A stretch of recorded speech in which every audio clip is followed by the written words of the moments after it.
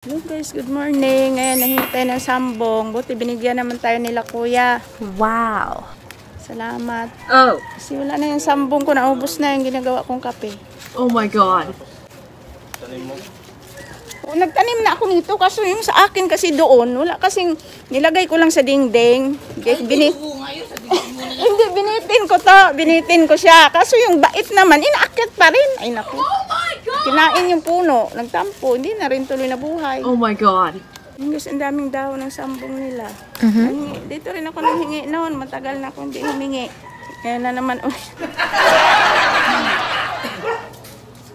buti hindi nila, marami na itong tinulong po sa akin kasi ilang beses na po ako humingi dito sa kanila. Aha.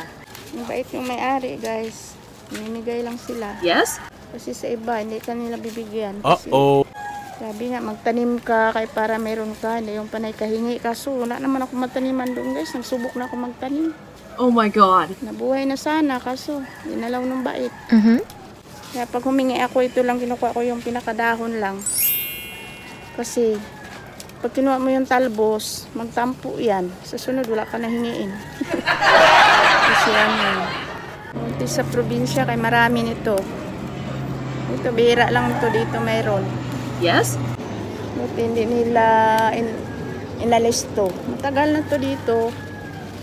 Kailang hingi na ako dito, guys. Oh.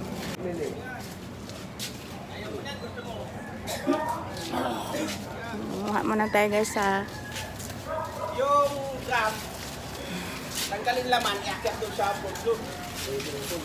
Gagawin swimming pool ng mga aso yan. Sir, hingi lang ako ng sambong ninyo dito, ha. Dami, amo na.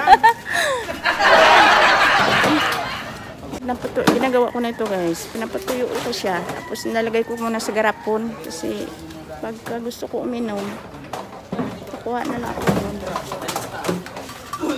Hindi na ako, hihingi, maya hihingi. So, pinapatuyo ko siya muna. Tapos, bago ko ilagay sa garapon para hindi siya masira. Babay muna, guys, mamuha muna tayo.